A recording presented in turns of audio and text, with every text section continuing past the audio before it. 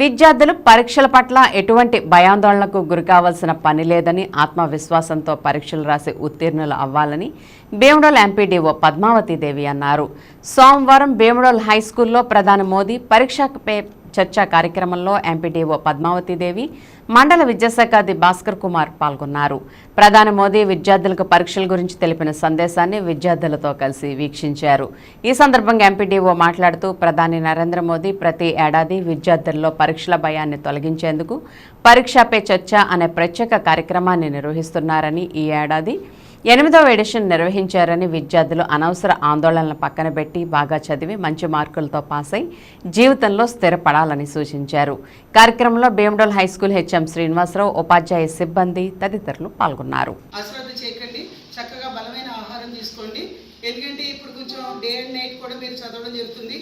సండేలో కూడా మీకు స్పెషల్ క్లాసులు కూడా 10th క్లాస్ వాళ్ళకి తీసుకోవడం కూడా జరుగుతుంది. మీకు మంచి ఫుడ్ అరేంజ్మెంట్ కూడా చేస్తున్నారు ఇక్కడ మధ్యాహ్నప్పుడు కూడాను. అది కూడా ఈవినింగ్ స్నాక్స్ కూడా అరేంజ్ చేస్తున్నారని చెప్తున్నారు.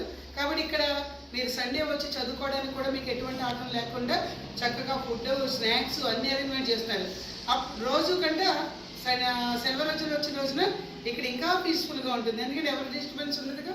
ఇంకా మీకు ఒకరికొకళ్ళు మీ వాళ్ళు ఉంటారు కదా, అందరూ కూర్చుని చక్కగా ఏ పాయింట్స్ మనం చదువుకుంటే ఎట్లా వస్తుంది ఏంటి అనేది ఒకరికొకరు చర్చించుకుంటే మాత్రం ఖచ్చితంగా ప్రతి విషయంలోనూ గెయిన్ అవుతారు. మీరు ఎక్కడైనా మీరు డౌట్స్ వస్తే మొహమాట పడద్దు, సిగ్గుపడద్దు.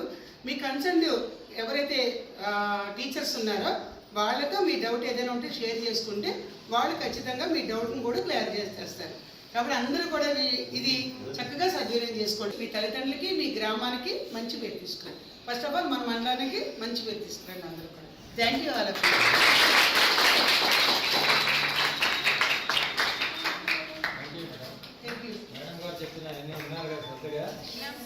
డిసిప్లిన్తో ఉంటే ఇలాగే మండల స్థాయి అదేనమ్మా. ఎంపీడీఓ గారంటే చెప్పండి ఏంటో. అప్పుడు దొంగిలించి మనం ఎక్కడ అండమాన్ నికోబార్ దీవులో పడేసేసిన మనం ఎదుకుంటూ వచ్చేయగలం. ఆ చదువు అనేది మన దగ్గర దొంగిలించలేదు. మన దగ్గర నుంచి దొంగిలించలేదు ఏంటి? చదువు, జ్ఞానమే. అది ఎవరు దొంగిలించలేదు.